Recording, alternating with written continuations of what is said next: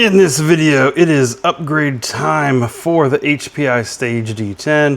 We're going to be putting in Yokomo SP-03D V2 Servo to see if it can bring the performance of this car to the next level. If you are new to the channel, welcome. My name is Troy. This is Roadside RC. You'll tend to find me bashing or crawling or drifting or racing, plus doing product review videos and how-tos. I've been really enjoying this HPI Stage D10, but I do have the brushed model, which comes with the lower performance servo and gyro. It limits kind of the amount of overall gyro gain that I can run, and I think it's limiting the total performance of the car.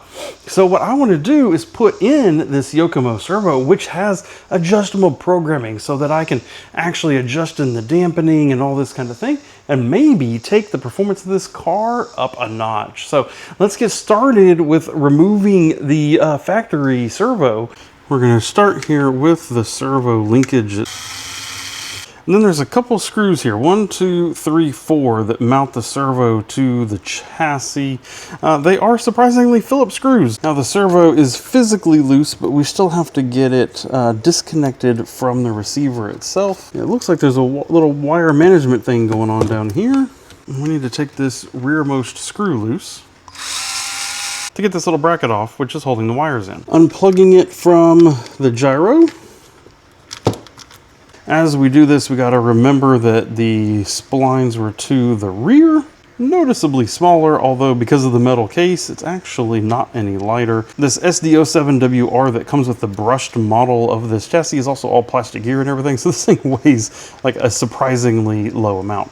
I'm gonna route the wire back here behind, set the servo there in place. Then I'm gonna go ahead and plug the servo right back into the gyro. Now it's 2026 and I'm practically going to refuse to have anything Phillips on any of my RC cars in 2026. So I'm rummaging through my parts bin and I'm going to use some big flat-headed screws to put the servo back in because boo on Phillips. Now this is a good time to mention that both this standoff right here and this one, both of these that the servo mount through are actually removable. Screws at the top, screws at the bottom, and you can actually move that servo all the way back. If you remove the receiver, I think it can literally go all the way back here to this rearward position. In order to do that, of course, then your steering linkage won't work, so you'll have to get a different turnbuckle.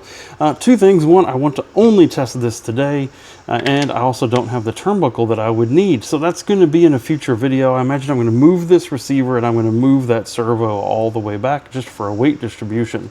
But that is an easily tunable item, and shout out to HPI for making that a potential. I am going to, however, take this opportunity to change out the servo horn that we're using. From the factory, it comes installed with a servo saver, but I've literally never needed one on a drift car in my whole life. But fortunately, HPI provides servo horns, just standard fixed servo horns as well. So I'm going to go ahead and swap over to that while we're doing this servo install. I've gone ahead and just plugged a battery in it, fired everything up.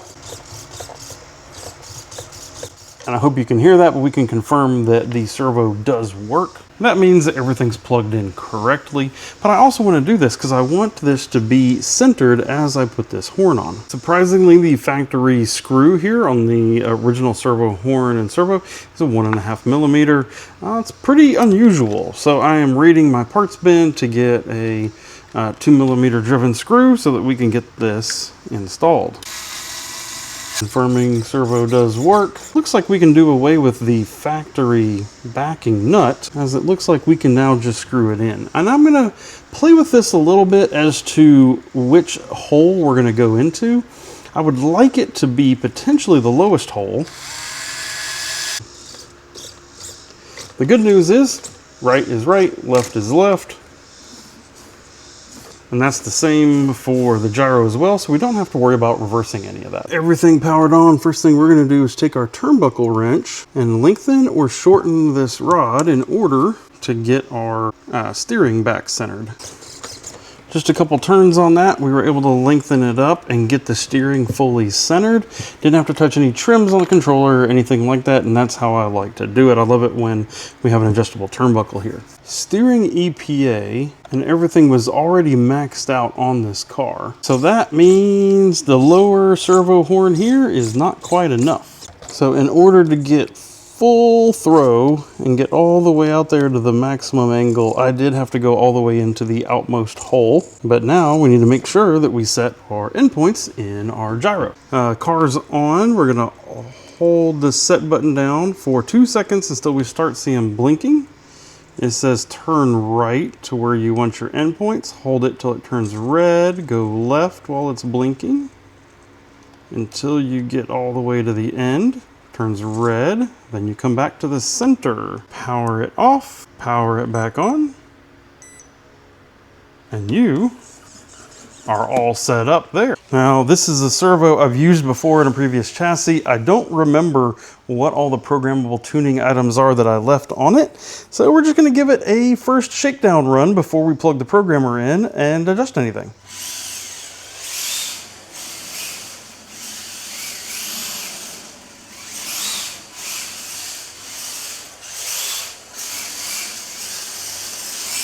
Well, I'll be honest, that immediately feels dramatically better.